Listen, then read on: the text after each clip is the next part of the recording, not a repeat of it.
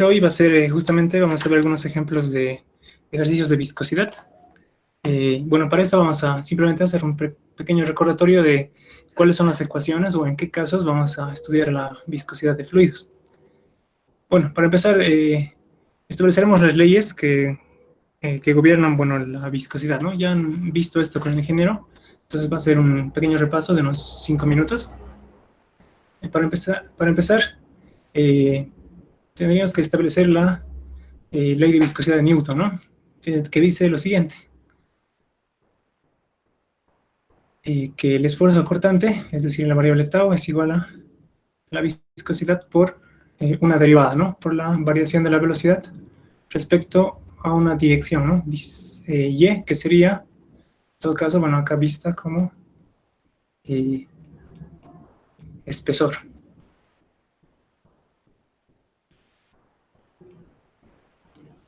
Esta ley de Newton, bueno, la ecuación que he escrito acá,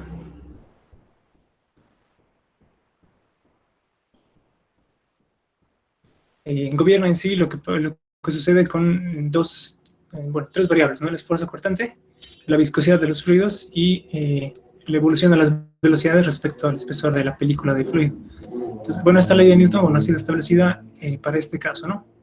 Para un escenario en concreto, que sería en el cual tenemos dos placas, es decir, dos placas sólidas de dos superficies, bueno, sólidas, en medio de las cuales se encuentra un fluido, ¿no? Que vamos a representar acá con esto acá. En sí, el escenario que está modelado en la ley de viscosidad de Newton, bueno, es el siguiente, en el cual vamos a tomar en cuenta que una de las placas está en reposo, es decir, la placa inferior en reposo, y la placa superior, una de las otras, esta superficie en la parte superior, bueno, se encuentra con una cierta velocidad diferente de cero. Es para este escenario, bueno, que se establece esta ley de viscosidad de Newton. Entonces, ¿cuál sería el espesor? En este caso sería el espesor de película, ¿no? O sea, es decir, el lubricante, esta distancia sería el espesor E, que en este caso es el eje Y, ¿no? Es decir, que el eje Y lo estamos estableciendo para este caso en esa dirección, ¿no? Es el valor del espesor.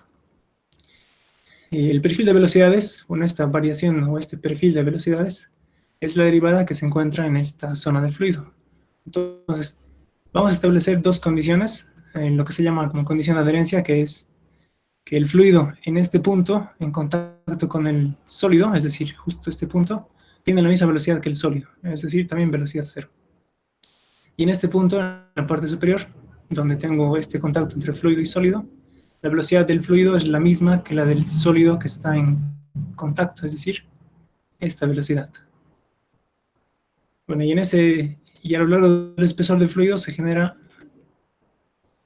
ese triángulo, ¿no? Van variando las velocidades desde un valor 0 hasta un valor v, que está establecido acá. Básicamente, este es el dibujo que estoy representando acá, es el perfil de velocidades, la evolución de las velocidades en el fluido a lo largo de su espesor. Y entonces esta derivada representa, bueno, la pendiente de esta recta, ¿no? En este caso sería la pendiente de esta recta.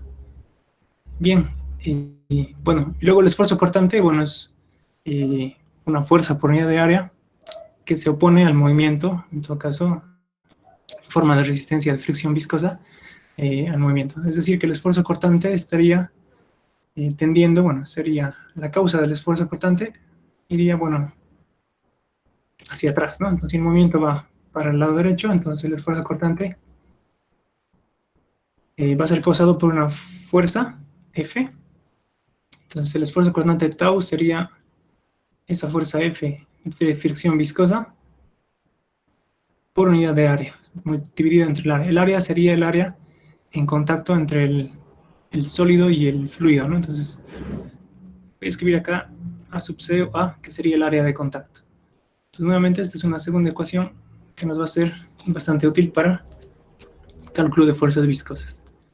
Entonces, bueno, ese es el modelo de Newton, ¿no? Esa es la ecuación de Newton y estas son las condiciones en las cuales se ha establecido esa ecuación de Newton. Entonces, una superficie en reposo y la otra superficie en movimiento. Y bueno, un espesor, además que otra condición para establecer esta ecuación de esta forma, es que el espesor sea pequeño, es decir, que la película sea bastante delgada. Típicamente hablamos, por ejemplo, cuando se hace lubricación de algunas centésimas de milímetro o hasta décimas de milímetro. Entonces, bueno, esto alrededor de 0.01 o 0.1 milímetro. Ese es más o menos un espesor en el que se considera espesor delgado, ¿no? Entonces voy a escribir esto. O pequeños espesores. Y bueno, en pequeños espesores lo que va a pasar es que vamos a asumir, o es relativamente adecuado, o bastante bien aproximado, a asumir que la velocidad varía desde un valor cero hasta un valor máximo en forma lineal. Entonces, bajo esta condición de espesor pequeño, bueno, podemos asumir este perfil de velocidades lineal. Bien, entonces lo que vamos a hacer ahora es resolver un ejemplo, un ejercicio que incluya una forma geométrica diferente de una superficie plana. Vamos a hacer, por ejemplo, nuestro cálculo de fuerzas viscosas, en nuestro primer ejemplo, nuestro ejemplo 1. Y vamos a hacer un ejercicio, un ejemplo de viscosidad en superficies cilíndricas. Entonces, ¿qué pasa si el objeto, que es los dos sólidos que se encuentran lubricados, forman una superficie cilíndrica, ¿no?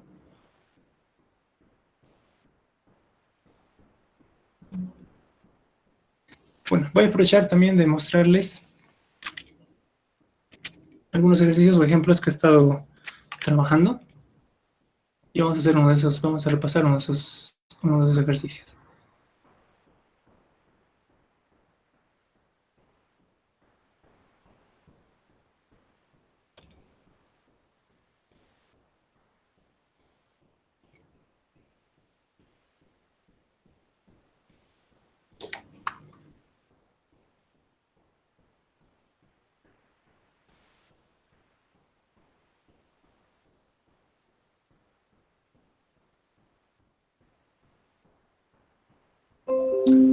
Bien.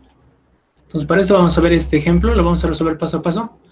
Y posiblemente puedo dejar la resolución, que está justamente detallada acá, en en una carpeta, en un drive. Les puedo compartir esto para que lo tengan, ¿no?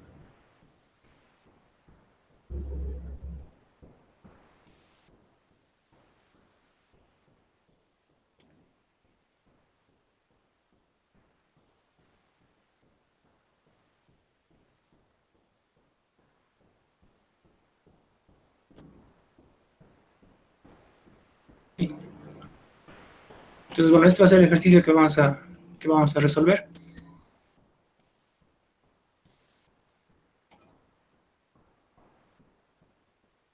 Es un ejemplo sencillo, ¿no? Entonces, bueno, en este caso, es el caso de un cilindro en caída vertical. Nos piden lo siguiente, ¿no? Nos dan este enunciado, nos dicen que el cilindro de masa m cae por su propio peso, es decir, que cae por gravedad, y hallar la velocidad de caída o velocidad terminal, la velocidad final, conociendo esta información, estos datos. Entonces, bueno, vamos a contextualizar el problema. En sí, este es un problema bastante similar al que, por ejemplo, se daría cuando hacemos caer un pistón dentro de una ranura, dentro de un bloque de motor.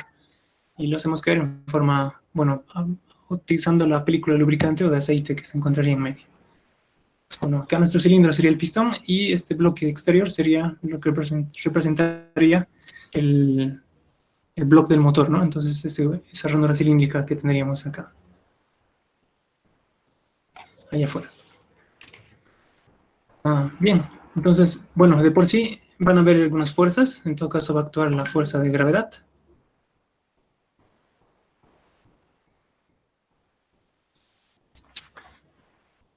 Y eso lo que causaría es que vaya entonces el cuerpo acelerando, ¿no? Vaya acelerando en caída vertical.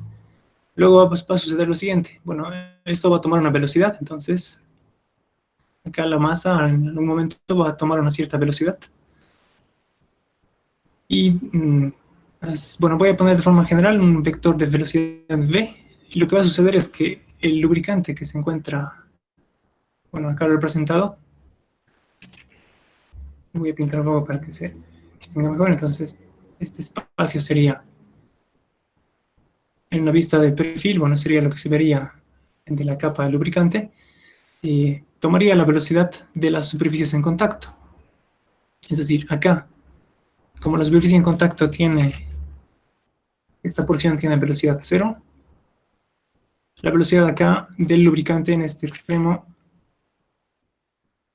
sería 0, ¿no?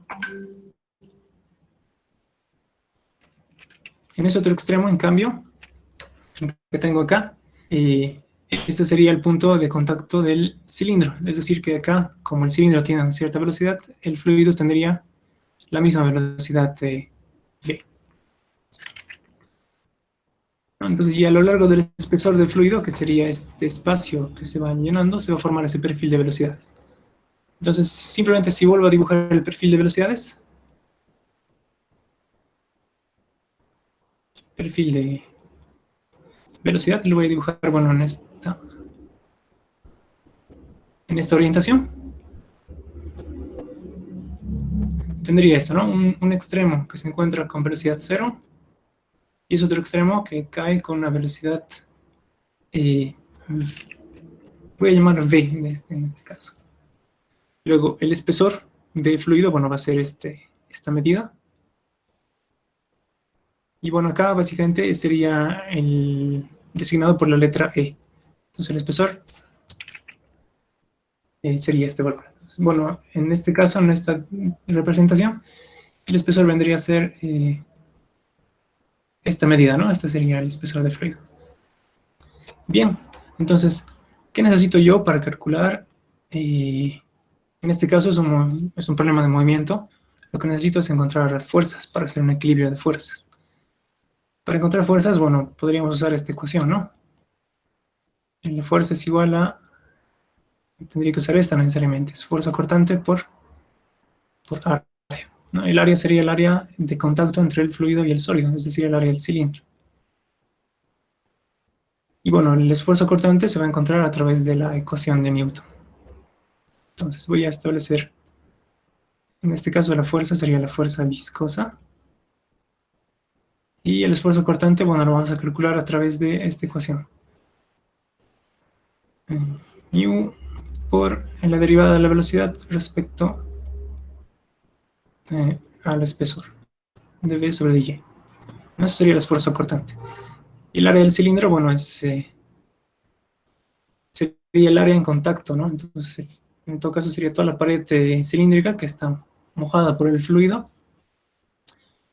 Si tengo los datos del radio y la altura, esto va a ser directamente perímetro por la altura h del cilindro. Ese sería el área, ¿no? del cilindro. Entonces, considerando estos elementos, bueno, tendría que calcular cuánto vale esta derivada de la velocidad, ¿no? El gradiente de velocidades. Entonces acá, bueno, dv sobre dy lo puedo encontrar directamente de este término. dv sobre dy es la pendiente de esta curva, ¿no? La derivada de una función es básicamente la pendiente de la curva en todo momento.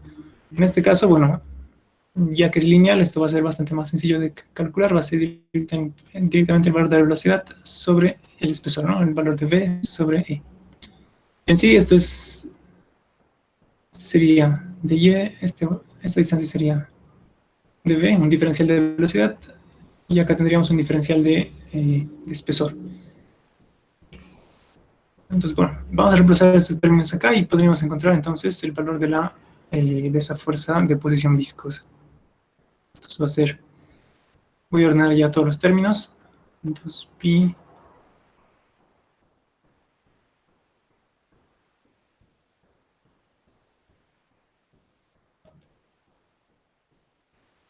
entonces 2pi RH, bueno, están acá, y la viscosidad de esta fracción, bueno, voy a mantener la velocidad en el numerador y el espesor en el denominador. Entonces este sería el valor de la fuerza viscosa, ¿no? Hasta acá se entiende cómo hemos hecho este cálculo, ¿verdad?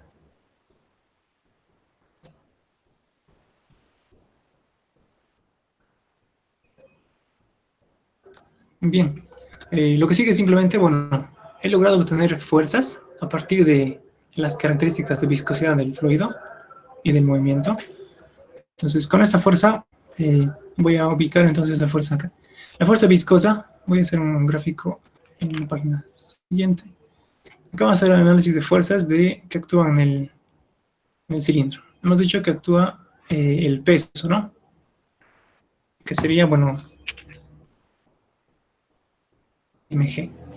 Y aparte actúa esa fuerza viscosa, que es la que se opone al movimiento. El movimiento iba en esta dirección, ¿no? Entonces la fuerza viscosa tendría que ir en el sentido opuesto. Ahora, si yo les pregunto, ¿dónde se encuentra esa fuerza viscosa?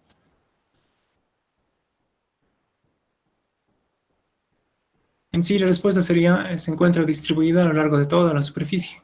Es decir, esa fuerza está distribuida en forma de esfuerzo cortante a lo largo de toda la superficie del cilindro. Entonces, a través de toda esa superficie que está distribuida esa fuerza. Lo que vamos a hacer nosotros es, vamos a representar esa fuerza dirigida, bueno, actuando como en el centro de gravedad del cuerpo y dirigida hacia arriba, ¿no? Fuerza viscosa. Esas dos fuerzas son las que actúan entonces en el movimiento de este cuerpo. Voy a volver a escribir la expresión de la fuerza viscosa. Entonces voy a retroceder un poco. Me voy a copiar esta expresión. Vamos a hacer un poco de análisis sobre esta fuerza. Bien, entonces, la fuerza viscosa, veamos dos elementos. El peso, mg, ¿es una cantidad variable o constante? Constante. Es constante, ¿verdad? Entonces acá,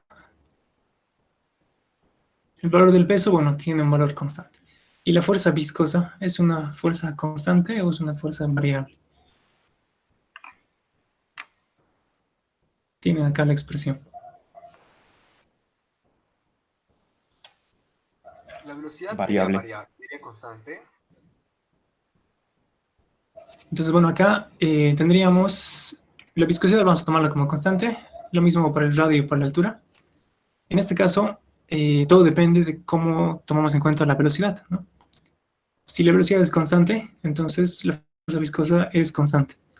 Pero si la velocidad es variable, si va cambiando, entonces la fuerza viscosa es proporcional a la velocidad, ¿no? Entonces, un poco para resumir lo que estamos encontrando acá, es que la fuerza viscosa es una función de la velocidad.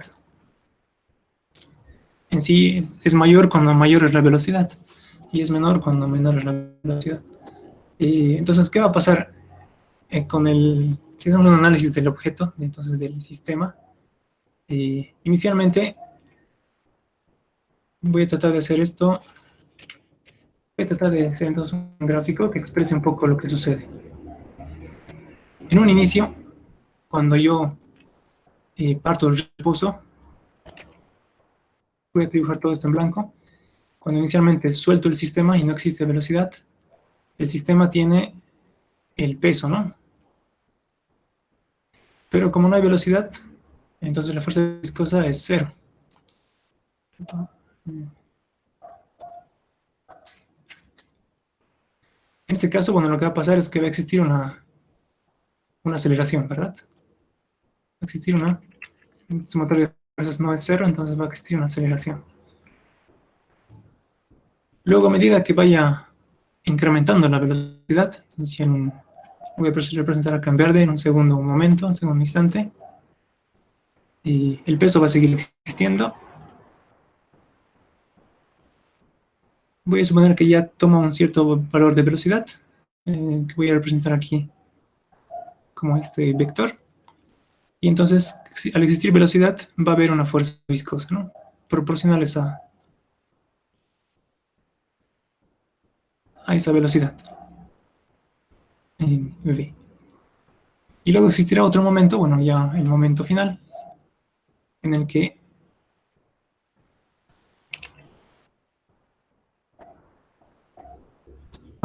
tendrá que incrementar todavía más la velocidad y va a existir un momento en el que esto se equilibre.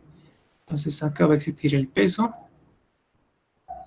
y va a haber un momento en que justamente la fuerza viscosa sea exactamente igual al peso,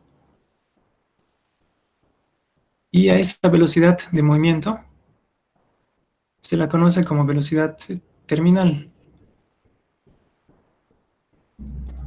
Es decir, es la velocidad de equilibrio, la velocidad a la cual se encuentra el equilibrio de las fuerzas y la aceleración se vuelve cero. Entonces,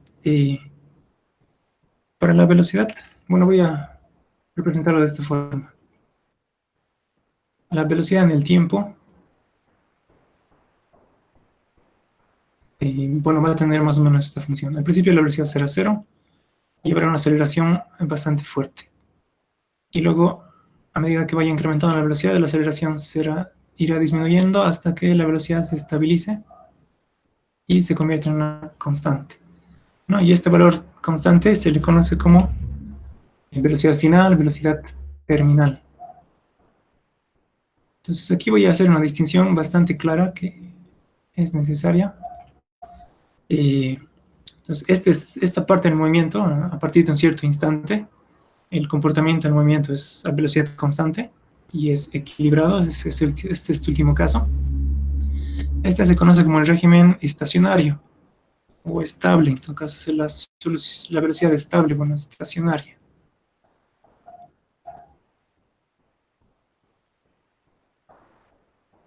Estacionario. Y en esta parte en la que la velocidad está cambiando con el tiempo, bueno, esta parte cuando una variable depende del tiempo y está variando es la etapa transitoria. Transitorio. Voy a hacer corte acá, transitorio. Ok, entonces, bueno, esa distinción, bueno, vamos a hacerla de esa forma. Entonces, tenemos un régimen en esta parte, bueno, que es el transitorio y este último que es el estacionario, ¿no? Los problemas, este problema en concreto y la mayoría de los problemas de viscosidad que vamos a resolver van a corresponder al caso estacionario, con la velocidad constante, es decir, directamente este caso. Sin embargo, en algún examen, en algún examen me entró alguna vez una pregunta en la que pedían encontrar la ecuación de esta curva, es decir, la ecuación del estado transitorio de velocidad. No es muy difícil, es simplemente resolver una ecuación diferencial. Ya, pero vamos a ver también un caso de esos. En nuestro caso nos vamos a centrar en esta parte. En la mayoría de los ejemplos de viscosidad vamos a hacer entonces una velocidad constante en el régimen estacionario. Bien, entonces ya para concluir este ejemplo voy a agarrar esta ecuación.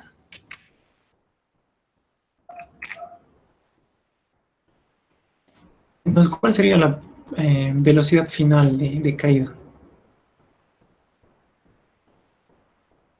Estaría encontrando una velocidad estable, ¿no? Entonces esto lo voy a llamar directamente velocidad terminal, ¿no? V sub t.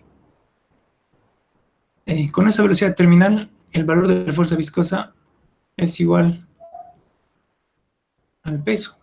Esa es la condición de equilibrio, ¿no? Entonces, al final del movimiento, cuando las velocidades se estabilicen y las fuerzas estén equilibradas, bueno, eso va a ser. Y entonces acá despejaríamos directamente, bueno, de esta porción de la ecuación vamos a despejarla en la velocidad final, ¿no? La velocidad terminal. Entonces, que sería igual al peso, bueno, sobre peso por el espesor, sobre 2pi la viscosidad por el radio por la altura, ¿no? Y esa sería la respuesta a nuestro problema. Bien, entonces, se entiende, ¿verdad? Entonces, ¿cómo hemos obtenido esta respuesta? ¿Y por qué? Bueno, estamos considerando una velocidad final o terminal. La mayoría de los problemas de viscosidad van a ser de este tipo, es decir, directamente con una velocidad estacionaria. Y lo que va a ir cambiando van a ser las superficies que vamos a analizar. Entonces, en este primer ejemplo hemos hecho, bueno, un movimiento en caída vertical por una superficie cilíndrica, ¿no? Podemos ver ahora otro ejemplo, va a ser un poquito más explicativo.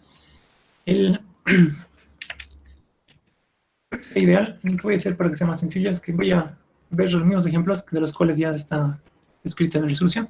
Vamos a ver este ejemplo. También el 2.2 de dos discos en movimiento relativo. Ok, bueno, esos también ya están...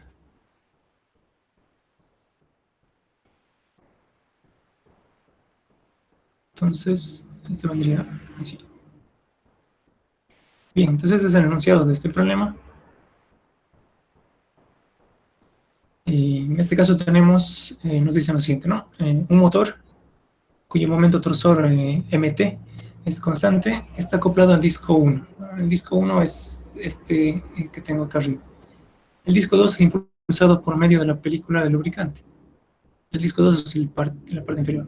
Piensen en esto como un disco estos discos de amoladoras, tienen su eje y bueno, el disco que está puesto acá.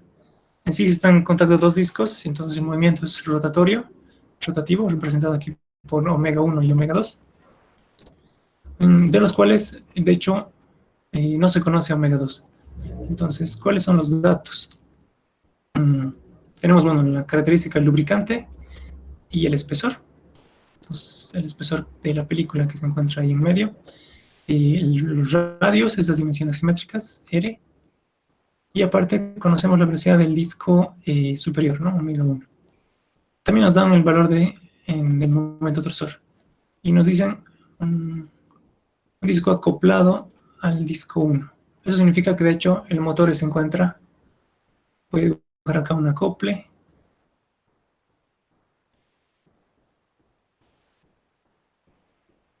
Bueno, ahí se encuentra el motor, ¿no? Entonces está directamente unido a este eje. Entonces la velocidad de rotación del motor, bueno, es la misma omega 1. Bien. Entonces, bueno, y nos dan también bueno, nos dan este momento torsor, ¿no? MT o torque del motor. Y nos piden, bueno, encontrar dos cosas, ¿no? Una ecuación, una expresión para encontrar omega 2, en la velocidad de rotación en el segundo disco, y cuál sería la potencia del motor, ¿no? Entonces, esos dos. Entonces nos preguntan por omega 2 y nos preguntan por la potencia del motor. Y más o menos, ¿cómo va a ir este ejercicio? Entonces, ¿cómo va esto? Entonces, son dos superficies en rotación. ¿Qué tipo de superficies están en contacto? Bueno, acá no sé si se distingue bien, creo que no. Esta es una línea de centro. En tu caso representa un eje de revolución, ¿no? Entonces aquí básicamente es un corte de una sección de revolución. Entonces el área que estamos analizando, si lo dibujo un poco más en el espacio, serían discos más o menos de este tipo, ¿no? Un disco circular de radio R. Entonces un poco para que, bueno, veamos mejor en el espacio qué es lo que estamos analizando. Entonces, el área en contacto del fluido, bueno, es toda esta área circular. Bien. Entonces, vayamos a hacer el análisis de la ecuación de Newton, ¿no? Bueno, nuevamente vamos a hacer estas dos ecuaciones que nos dicen que el esfuerzo cortante es igual a viscosidad por el perfil de velocidades, la derivada del perfil de velocidades, dv sobre dy es variación de la velocidad respecto al espesor. Y bueno, esta ecuación que nos permite convertir esto a fuerzas, ¿no? Fuerza,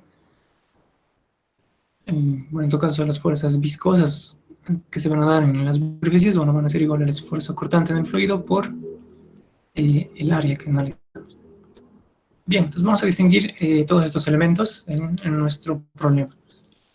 El primer elemento, de hecho, para analizar es cuál es la superficie que estamos analizando, es decir, cuál va a ser el área en el que voy a resolver este problema. Entonces, tengo el disco 1, voy a dibujarlo acá. Voy a suponer que este es entonces el área. Bien, entonces, ¿cuál sería en este caso ahora, cuál sería la velocidad en esta área?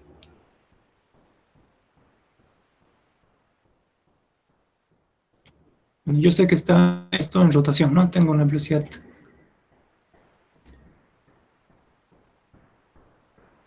rotacional omega 1. ¿Cuál sería la velocidad tangencial? Acá. No hay una sola, ¿verdad? Hay varias velocidades tangenciales. Voy a dibujar acá un poco esas velocidades.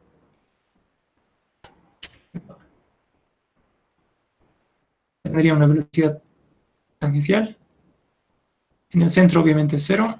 Y si dibujo esto de esta forma, lo que va a pasar con las velocidades tangenciales es que la velocidad en la superficie va cambiando, ¿no? Constantemente de acuerdo al radio que estoy considerando. Entonces, por esta razón, bueno, vamos a concluir simplemente esto, que la velocidad tangencial, o la velocidad de superficie en todo caso, no es constante. Es un problema porque luego como derivo, ¿no? Entonces acá lo que vamos a hacer, bueno, realmente lo que se tiene que hacer es, dado que tenemos esta condición, lo que vamos a hacer es analizar, tener que dividir el área en pequeñas porciones de área, ¿no? Entonces vamos a usar diferenciales de área. Entonces la forma que vamos a resolverlo es analizar por tramos pequeños de área. Entonces, a ver, voy a agarrar el área de partida y voy a entonces marcar como mi diferencial de área.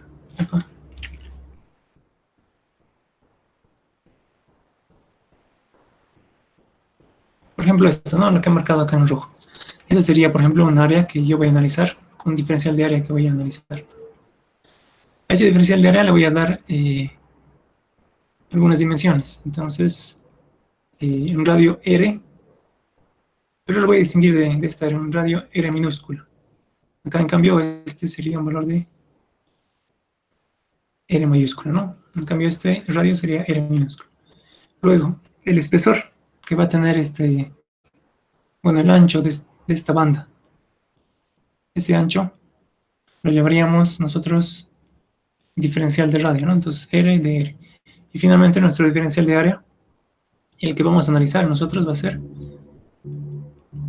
bueno, el área, calculándolo, simplemente sería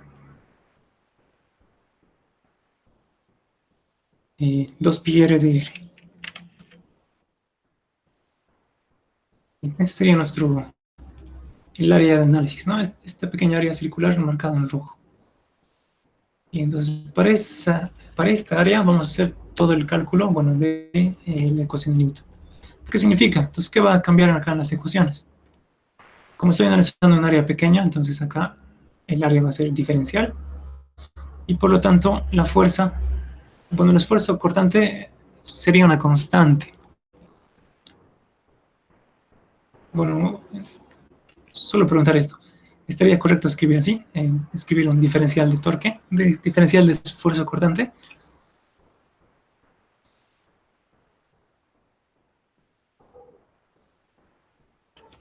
Bueno, acá les puedo explicar un poco eso, ¿no? El esfuerzo cortante es fuerza por unidad de área, ¿no? Y si en el caso en que analizo una pequeña fuerza y un pequeño área, bueno, sería diferencial de fuerzas sobre diferencial de área. El valor del esfuerzo cortante no se diferencia, ¿no? No queda como pequeño. Siguiente, vamos a usar esta forma vamos a partir de esta ecuación, básicamente. Entonces, en este caso, la fuerza se volvería también pequeña, ¿no? Y bueno, voy a quitar esto para que no nos... Entonces vamos a usar, bueno, estas dos ecuaciones, básicamente. Ya tengo el diferencial de área, voy a calcular el esfuerzo cortante, y luego obtendré así el diferencial de fuerza que actúa en esa área, ¿no? Bien, entonces para el esfuerzo cortante, eso a través de la ecuación de Newton. Vamos a escribirlo directamente, voy a partir de acá. Entonces, diferencial de fuerza viscosa, a partir de ahora voy a llamar directamente diferencial de fuerza. Va a ser igual al esfuerzo cortante. Entonces, esto es igual a la viscosidad por la derivada de la velocidad respecto a y. Bien, lo voy a dejar escrito por lo pronto de esta forma, luego vamos a calcularlo. Eso sería el esfuerzo cortante, y el diferencial de área, bueno, es este que tenemos acá, ¿no? Es un 2πr de R. Bien, lo que me falta encontrar es una expresión de esta derivada, ¿no? La variación de la velocidad respecto al espesor. Entonces, aquí voy a hacer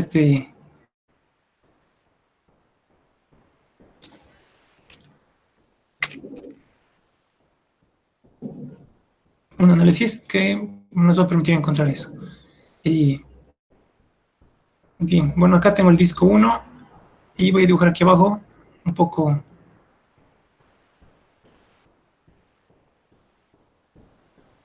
exagerando. Bueno, ahí abajo el disco 2 y lo que tengo en medio, bueno, es el lubricante, ¿no? Que está entre los dos discos.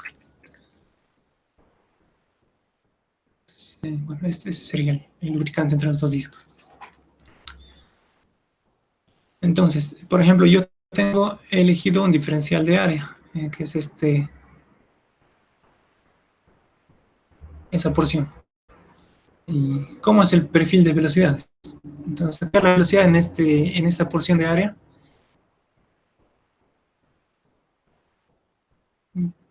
sería una velocidad tancial. Y le voy a escribir acá más concretamente esa velocidad. Entonces, toda esta parte superior tiene una cierta velocidad. Y la parte inferior, es decir, el disco en la parte inferior, tiene otra velocidad. Entonces, esta tiene una velocidad de rotación omega 1 y este disco tiene una velocidad de rotación omega 2. Pues acá, bueno, la velocidad lineal sería otra velocidad, ¿no? Mejor si lo llamamos entonces V1 y este lo llamo V2. En realidad las superficies están en movimiento, ambas en movimiento, ¿no? Entonces, tanto esta en rotación como esta en rotación. Esto sí es un pequeño problema, es una variación, es una variante de la ley de Newton. Entonces, si recordamos cómo había hecho Newton su ecuación, él había establecido esa ecuación cuando la superficie inferior se encuentra en un reposo, ¿no? Velocidad cero. En este caso tiene una velocidad diferente. Lo que vamos a hacer es, bueno, vamos a usar algún artificio matemático para tratar de aproximar nuestro problema a estas condiciones, donde una superficie se mueve y la otra está en reposo.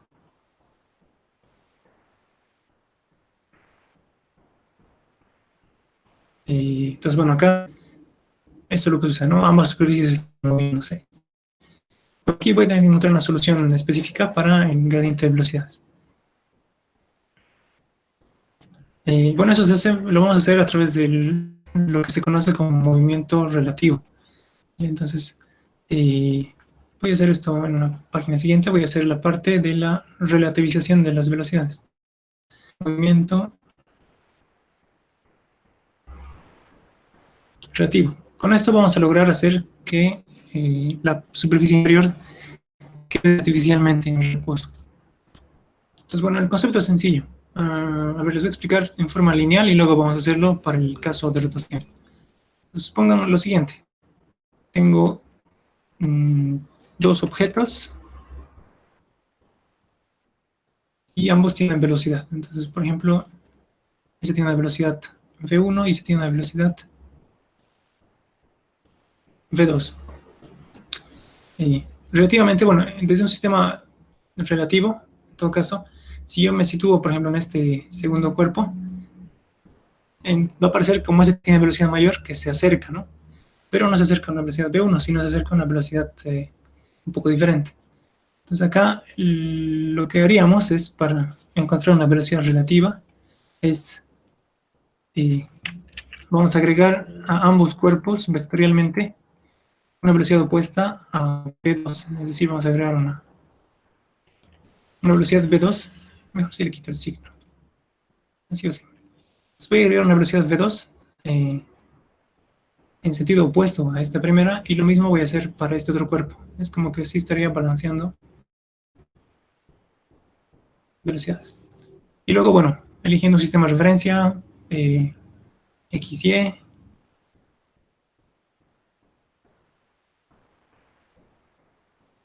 voy a sumar estas velocidades vectorialmente. Entonces, si yo sumo esto va a dar 0. ¿no? La velocidad acá neta va a ser 0. Y si yo sumo esto vectorialmente, eso va a dar, bueno, V1 positivo menos V2 negativo, ¿no? Entonces esto va a dar una velocidad que sería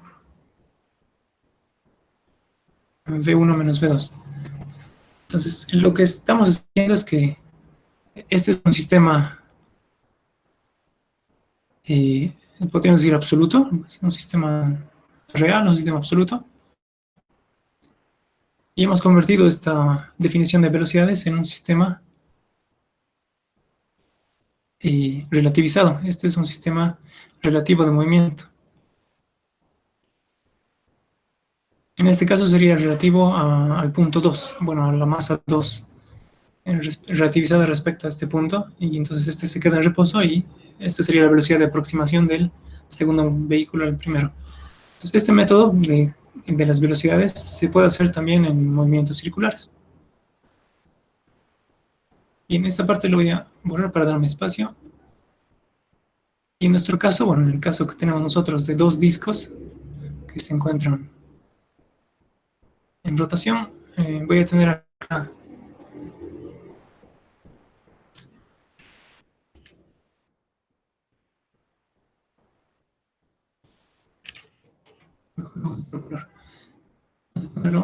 así. Esta sería la velocidad del disco 1 y esta de acá voy a dibujar la velocidad del disco 2.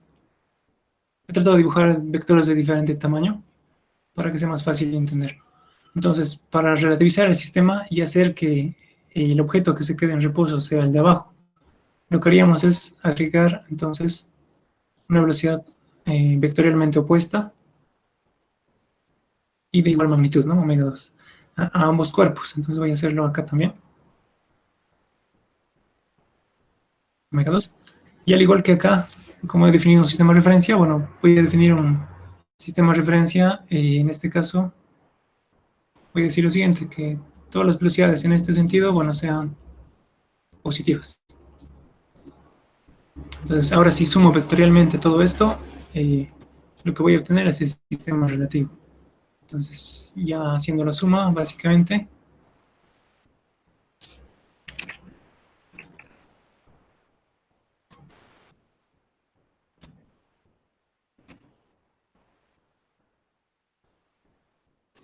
obtendríamos lo que sería el sistema relativo de velocidades. Entonces, bueno, este es el segundo disco, y aquí lo voy a escribir. Entonces, acá la velocidad del disco inferior quedaría en 0, y la velocidad del disco superior sería la suma vectorial de estas dos velocidades, ¿no? Entonces, omega 1 positivo y omega 2 negativo.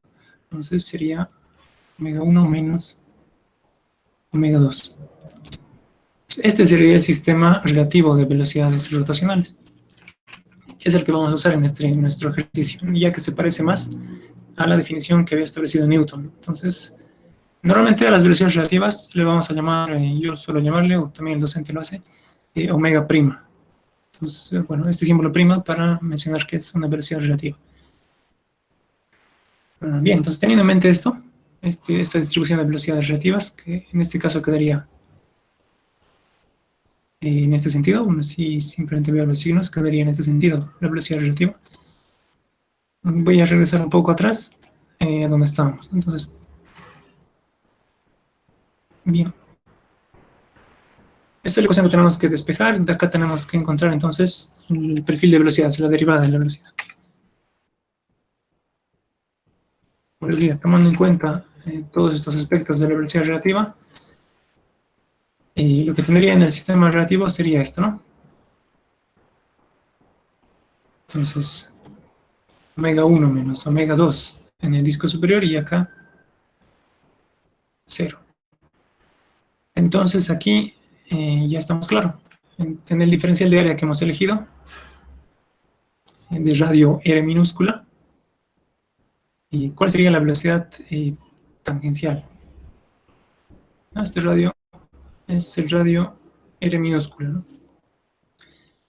Ahora sí, este disco de abajo está en reposo, el disco de arriba se está rotando, justamente con esta velocidad rotacional, y Entonces, ¿dónde se formaría el perfil de velocidades? Entonces voy a tomar un punto en esta... mejor si hago un dibujo más grande, creo que se va a entender mejor. Voy a agarrar únicamente el diferencial de área que está acá.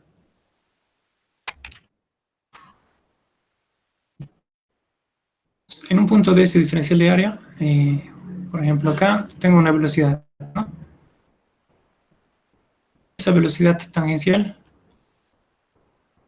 sería, bueno, la velocidad de rotación por el radio.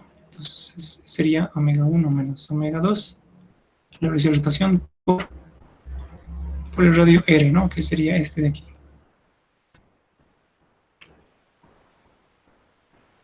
Y en la parte inferior, es decir, en el disco super inferior, entonces voy a bajar un poco.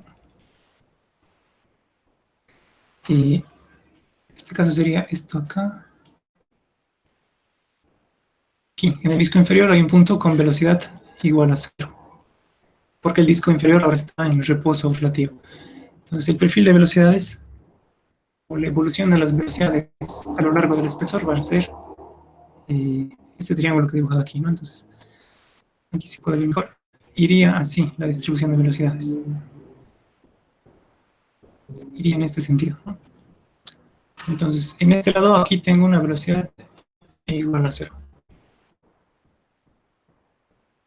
Bueno, acá en este caso, esta dimensión sería el espesor o la separación de película, ¿no? Que es esta de aquí, que se ve acá. Ese sería, bueno, el espesor. De acá ya puedo obtener la expresión de justamente el dV sobre dy. Entonces, vamos a escribir eso. Variación de velocidad respecto al espesor. Y es simplemente, bueno, y en sí hay que tener cuidado cuál es que es y. Y para Newton es la dirección del espesor.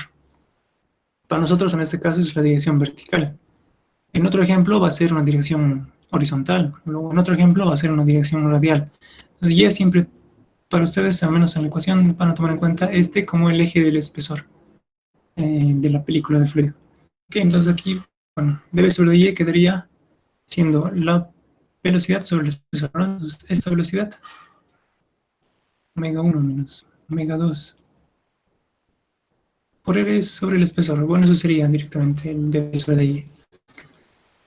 Bien, si reemplazo todo eso acá, y voy a aprovechar de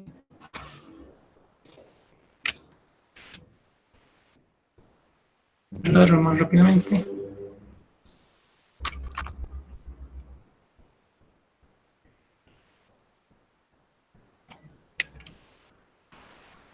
Bueno, aquí estoy copiando, estoy trasladando entonces, la expresión del dV sobre dy.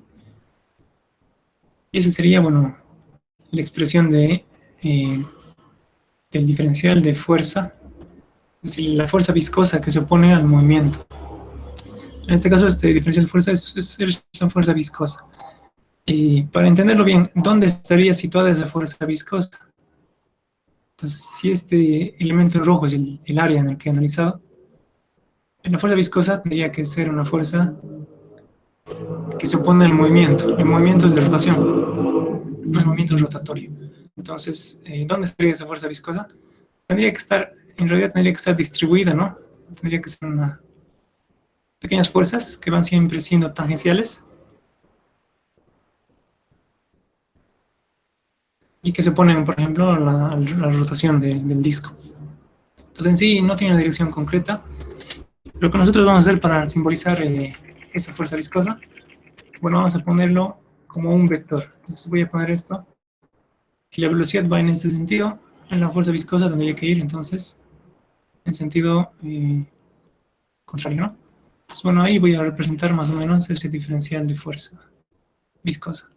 Pero simplemente tengan en mente que está en realidad distribuido a lo largo de toda el área y tiene direcciones tangenciales. Entonces, bueno, esa sería la fuerza viscosa. En sí, en un movimiento rotatorio, más importante que la fuerza es el torque, es la causa de rotación. Entonces, tenemos que llegar al torque. Bien, bueno, aquí ya tengo la expresión de la fuerza, pero eso va a ser fácil. Entonces, ahora, para el torque, entonces, que sería el momento torsor en realidad.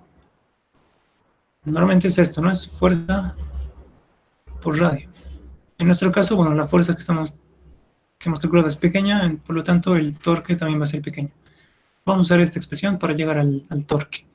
Entonces, en los casos de rotación, bueno, es más importante, es primordial llegar a los torques, a los momentos torsores. Bien, entonces, bueno, simplemente voy a reemplazar. Voy a aprovechar toda esta ecuación y de aquí vamos a hacerlo en una página siguiente. Acá. Tengo ese diferencial de fuerza. Por lo tanto, el diferencial de torque será igual a ese diferencial de fuerza por el brazo, ¿no? El brazo de esa fuerza. Y aquí se puede ver cuál es el brazo de esa fuerza. Es el radio R minúscula, el radio del diferencial de área.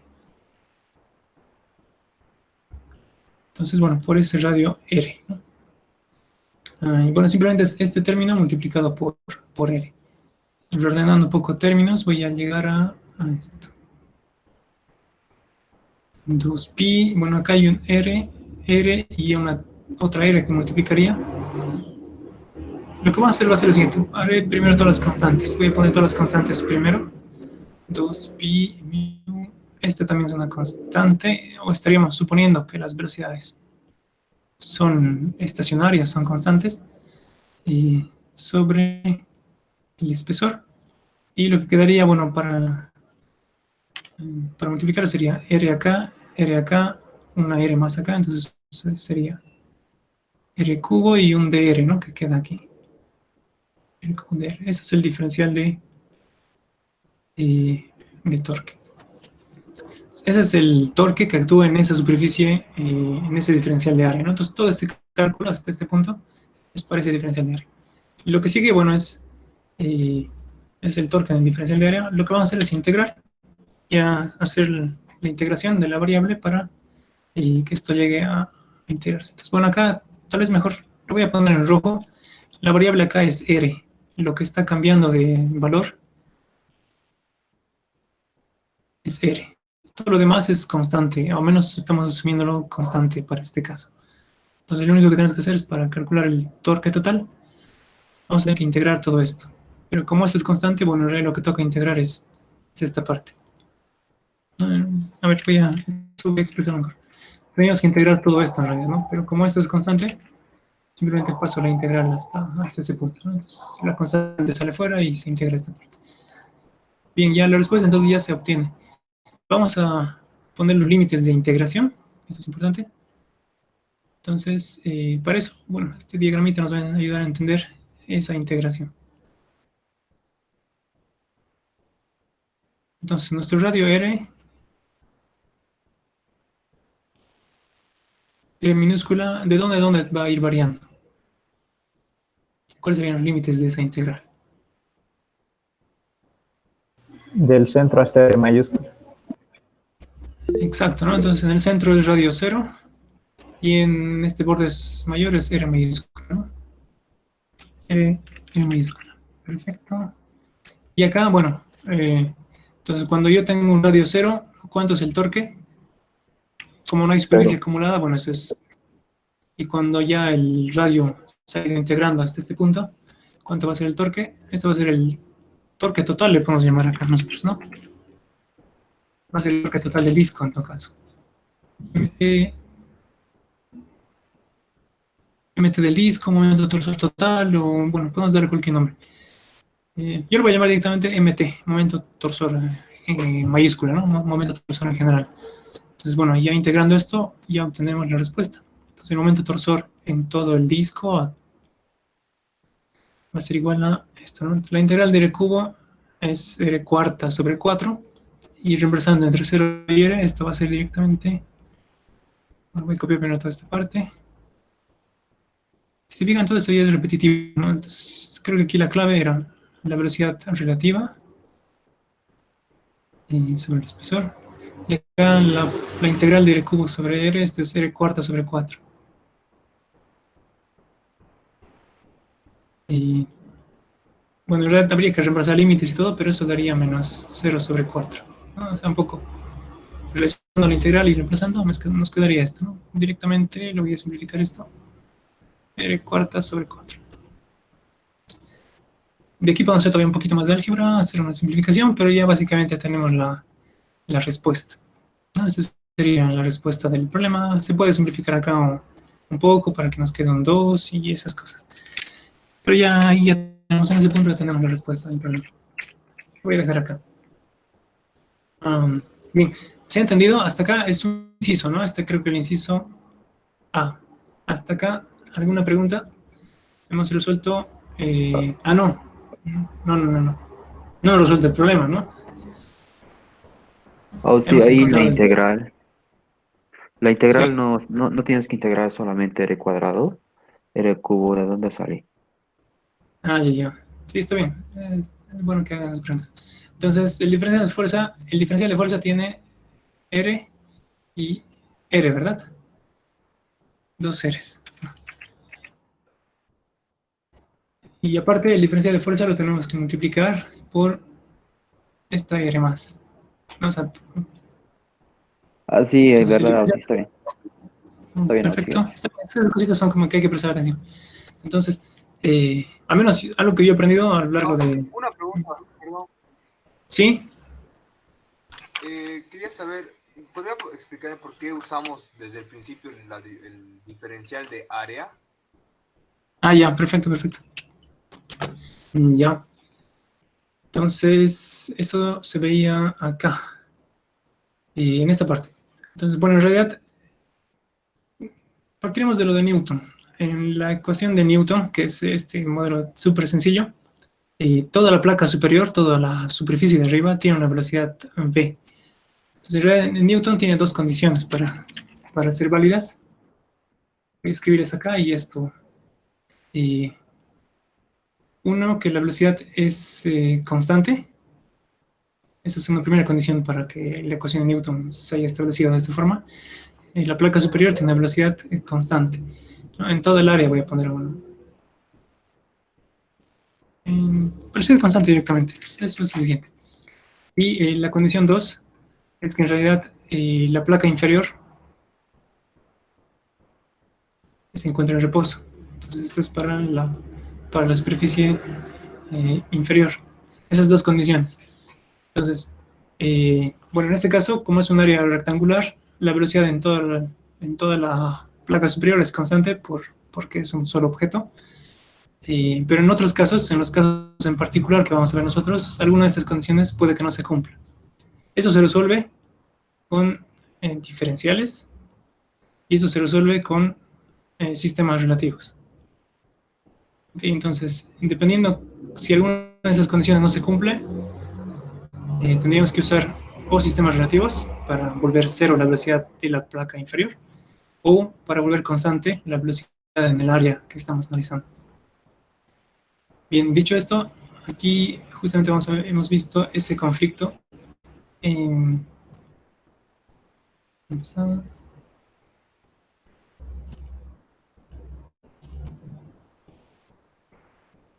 parte. Entonces, el área que ahora analizamos es esta área circular. Y entonces, ¿cuál sería la velocidad del área, no? ¿La velocidad en esta área es constante o no lo es? Acá, entonces. Bueno, Todo el área tengo... va variando. No, ¿verdad? Porque va variando de acuerdo a... Exacto. Porque va variando de acuerdo a en qué punto me voy a situar, ¿no? Acá tengo una velocidad. Acá tengo, bueno, esta velocidad 0 acá. Aquí tengo otra velocidad. Entonces, en la placa superior, la velocidad no es constante en estos puntos. Entonces, para eso la solución es sacar diferenciales de área. Y los diferenciales de área más adecuados son los que tienen radio constante. Para los casos de rotación, bueno, son los que tienen un radio constante. Entonces, con eso, bueno, en esta diferencial de área marcado en rojo, tendríamos una velocidad constante en todos los puntos, ¿no? Entonces, aquí tomo otro punto de esta área, bueno, la velocidad de movimiento es la misma, ¿no? Si tomo acá otro punto de esa misma área, entonces aquí la velocidad tiene otra dirección, pero es del mismo valor. Entonces también valdría B1. Entonces, en esta diferencial de área, ahí sí puedo considerar que la velocidad es constante, ¿no? Por eso hacemos diferenciales de área. En realidad, eso se hace en toda la física, en todos los problemas de todos los casos.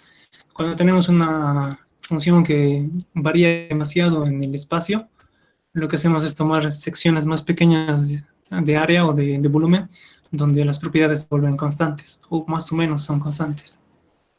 Vamos a ver eso también más adelante, sí, pero es el concepto, ¿no? Bien, ¿he respondido a tu pregunta? Sí, Oxy, gracias. ¿Listo? ¿Alguna otra pregunta, chicos?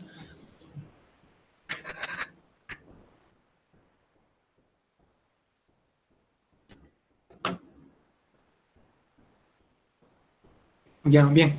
Entonces, bueno, si acá no hay preguntas, vamos a continuar, vamos a completar este ejercicio. En realidad, en el inciso A nos pedían, acá voy a cambiarlo, en el inciso A no nos pedían el torque, ¿no? No nos pedían momento de nos pedían la velocidad omega 2. Entonces, bueno, ¿cómo es esto entonces? Y en sí lo que recuerdo es que el torque era un dato, el torque del motor era un dato. Si nos volvemos al enunciado, eso nos decía el problema. Un motor cuyo momento torsor mt, entonces el torque del motor, es constante, está acoplado al disco 1 de la figura, ¿no? El disco 2 es impulsado por medio de una película lubricante. Entonces acá, bueno, sí, lo que sucede es que conozco el torque, es el dato que conozco, y el valor que no conozco es omega 2. Ya volviendo acá a nuestra expresión, entonces, a la que hemos encontrado, lo que sucede es que en este caso conozco el torque, que sería el torque del motor, conozco el radio del disco, en todo caso, la viscosidad del lubricante y el espesor, estas son constantes. Omega 1 también era un valor conocido, el que no se conocía era omega 2, ¿no? Omega 2 era la incógnita. Entonces, de acá lo que pasa es que me tocaría despejar omega 2. Bueno, acá lo puedo escribir. Vamos a despejar omega 2. Voy a pasar todo, bueno, primero voy a pasar todo al otro lado. Sería un momento torsor. Voy a tratar de ponerlo más arriba para que... Ya. Momento torsor por el espesor. Bueno, este 2 y este 4 volarían. Quedaría un 2 en el denominador, que al pasarlo quedaría como 2 acá adelante. Y bueno, acá quedarían las otras constantes, ¿no? Pi, la viscosidad. Y en realidad quedaría este término solo, quedaría en realidad acá. Omega 1 menos omega 2 quedaría de este lado. Y si yo quiero despejar directamente omega 2, lo que haría es...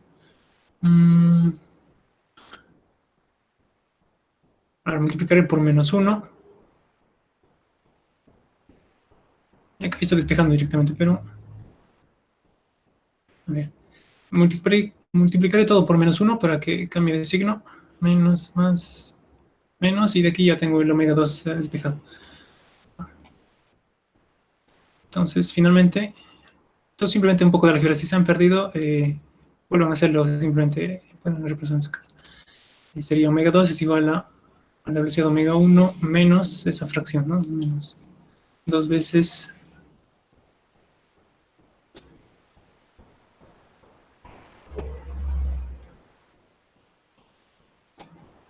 A mí me ha faltado R cuarta en el denominador. Esto me está faltando.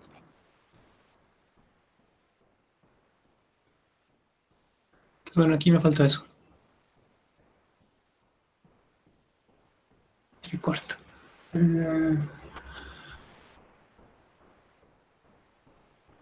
¿Está bien? Está bien, ¿no? Me parece que, bueno, puede que haya cometido algún errorcito. Si lo encuentran, está bien. Pero en todo caso, simplemente de acá estamos despejando omega 2, ¿no? En función de omega 1. Es un poco de álgebra, ¿no? Lo que toca hacer acá. Entonces, bueno, acá ya tendríamos la respuesta del inciso A, ¿no? Que sería esta expresión de acá. Bien, entonces, de acá ya tenemos el torque. De acá lo que sigue para el siguiente inciso, bueno, el inciso B del ejercicio que nos pedía calcular la potencia del motor.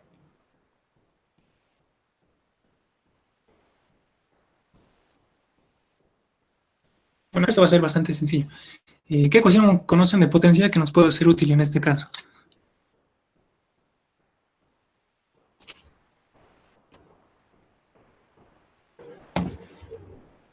Potencia es igual a periodo por velocidad angular. Ya, bueno, sí, va por ahí. Te has confundido con los términos, pero está bien. Sí, va a ser esta, ¿no? La potencia, en todo caso, va a ser al torque, el momento torsor, por la velocidad angular, ¿no? Sí, pues sería el torque del motor en este caso. De hecho, hay varias ecuaciones de potencia. Tal vez antes de resolver...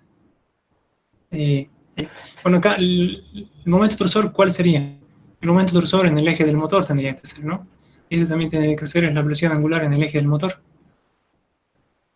Entonces, ¿cuál es la velocidad angular en el eje del motor?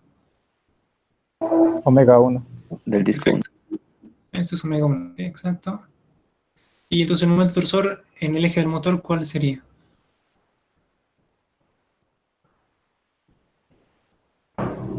El momento que hemos hallado. Sí, en realidad sí es ese, ¿no? Ya que es el motor que está impulsando todo el sistema, y la resistencia viscosa o todo ese torque de resistencia es compensado con el motor, con el torque del motor. Entonces, en sí, eso es correcto. Entonces, el torque que hemos encontrado es el que vamos a utilizar acá en el eje del motor. Pues bueno, para distinguirlo un poco sería como que este sería la acción, ¿no? La fuerza que realiza el motor. Y el valor que hemos encontrado, esto es la oposición, esto es la fuerza, el torque viscoso, la oposición viscosa. En este caso son iguales, o estamos en un caso de equilibrado donde ya los torques se han igualado. Entonces sería el mismo que hemos encontrado. Y de aquí encontraríamos ya la expresión de la potencia del motor. Me voy a aprovechar de todo esto. De acá de hecho es que sale la respuesta, ¿no? Entonces voy a... sí, ya directamente ya tenemos lo que es dato el torque, o igual no importa eso. Sí, entonces bueno, creo que la forma más fácil de dar respuesta en función de los datos sería decir de esta forma, ¿no? La potencia es el momento torsor, que era el dato que teníamos, por la velocidad angular omega 1. Esta sería la respuesta de nuestro problema. Sí. Ahí tengo una pregunta. ¿Esta velocidad angular no tendría que ser W1 menos W2? Y ahí reemplazaríamos lo que hemos encontrado. Ya. Sí, buena pregunta. Entonces, hay dos sistemas, ¿no? El sistema real y el sistema relativo que hemos hallado. Entonces, en el sistema, el sistema inicial teníamos omega 1 y omega 2, ¿verdad? Ese sería el sistema inicial. Y ese sería el sistema relativo donde solamente tendríamos omega 1 menos omega 2. Ahora, sí, la pregunta es en cuál se encontraría, cuál tendríamos que usar de los dos sistemas para resolver la potencia. Bueno, ahí la respuesta viene a ser este caso, porque es en este sistema es donde está acoplado el motor, o sea, es decir, que el motor tiene esta velocidad omega 1, porque en realidad está acoplado en este conjunto. Ahora, el tema de las velocidades relativas, este sería el sistema relativo. El sistema relativo nos sirve especialmente para hacer manipulaciones de velocidad, pero más que todo para la parte de encontrar esta expresión, bueno, de Vez-Verdille, es decir, para establecer la ley de Newton. Pues esto lo hacemos más que todo únicamente para establecer la ley de Newton de manera más simple. Y bueno, al final lo que estamos resolviendo de todas formas es este problema, ¿no? Entonces, por eso es que en este caso tendremos que volver a las condiciones reales o iniciales para encontrar el torque en el motor.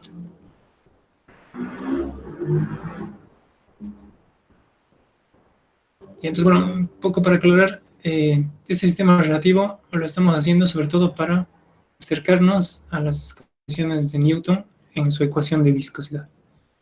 Pero bueno, únicamente para esa sección del problema. Entonces el resto de variables o de parámetros los vamos a ir resolviendo en el sistema original que teníamos.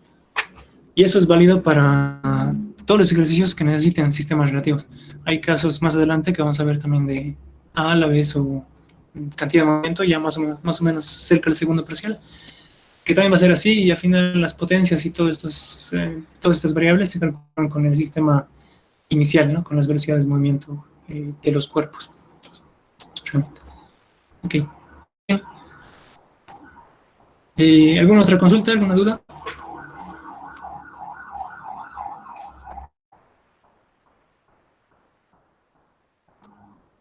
Bien, ¿se ha entendido alguna letra, algún parámetro que no se haya visto bien, que no se haya entendido?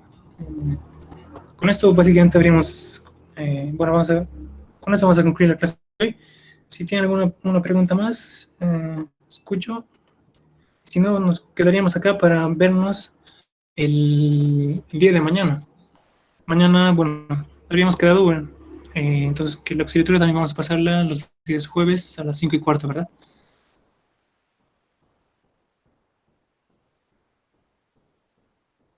Bien. Sí, hasta mañana.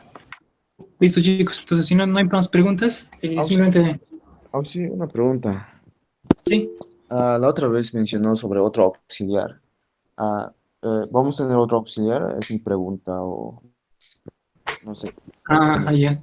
No he hablado con... bueno, Vladimir es, bueno, es quien era también auxiliar en mecánica de fluidos, éramos dos. No he hablado con él últimamente, es que él también está ocupado con la defensa de su proyecto de grado. Puede que tengamos que pasar más que todo conmigo este semestre. Aunque posiblemente el tema de los cursos, por ejemplo, los cursos que se van a hacer para el tema de los proyectos, esos, por ejemplo, van a hacerlos también con Vladimir. Bueno, nos apoyamos un poco para evitar estar saturados de tiempo. Entonces, él pues, va a estar más que todo apoyándoles con el proyecto y con el tema de de aprender a manejar los programas, ¿no? Entonces, puede ser que no hablo con él, voy a preguntarle más específicamente, pero sabía que estaba algo ocupado con sus defensas de proyecto. Pues bueno, yo le voy a comentar para que se trate de conectar el día viernes en la clase del INGE, para que puedan tener una primera charla con él también y quedar, por ejemplo, qué día podrían pasar auxiliatura con él, ¿no? Ahora, respecto a la auxiliatura, creo que bueno, sería adecuado que definamos respecto a eso. ¿Cómo va a ser el puntaje de auxiliatura? Al menos esta auxiliatura, ¿no? ¿Cómo vamos a hacer? Les voy a dejar dos prácticas. Entonces, la auxiliatura que vamos a tener nosotros, el puntaje, vale sobre 10 puntos. Son 10 puntos extras en las auxiliaturas. Entonces, en el caso mío, bueno, serían 10 puntos complementarios. Voy a poner Marcelo. Vladimir también tiene 10 puntos extras. Entonces, en total son alrededor de 20 puntos que se suman a los parciales, ¿no? Bueno, considerados en los parciales. Yo voy a hacer lo siguiente, les voy a dejar dos prácticas.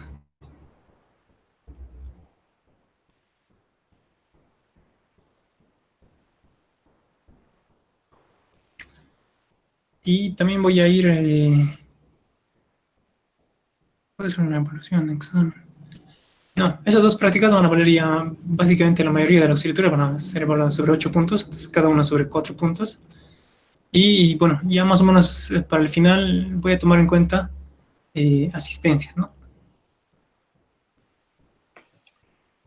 Entonces, ¿sería que podríamos cambiar el día o la hora de la auxiliatura del jueves? Es que tenemos choque algunas personas con otra materia. Bueno, ¿tienes alguna propuesta de horario? Porque sería bueno que la debatamos con los compañeros.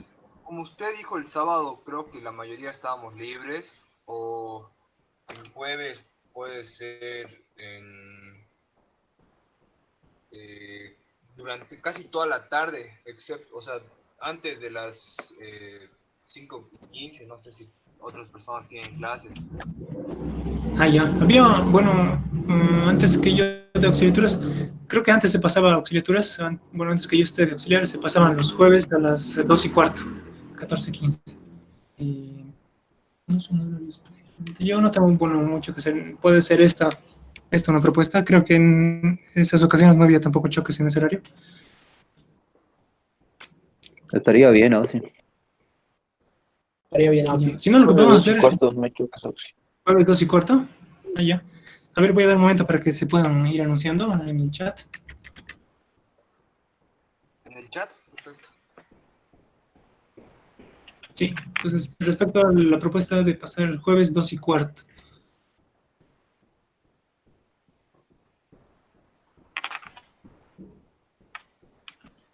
Hay uno que tiene choque, ¿no? Buenas tardes, auxiliar. Y no hay la posibilidad de que sea sábado en la tarde, si es que pueden los compañeros. Así nadie tendría problemas con el horario. Sí, bueno, lo que sucede con el fin de semana, sobre todo, que ya les había mencionado un poco, porque creo que hay algún compañero suyo que trabaja también. Pero otro problema es que vamos a hacer también todo el tema de los cursos de AutoCAD, CADWorks, PyFlow.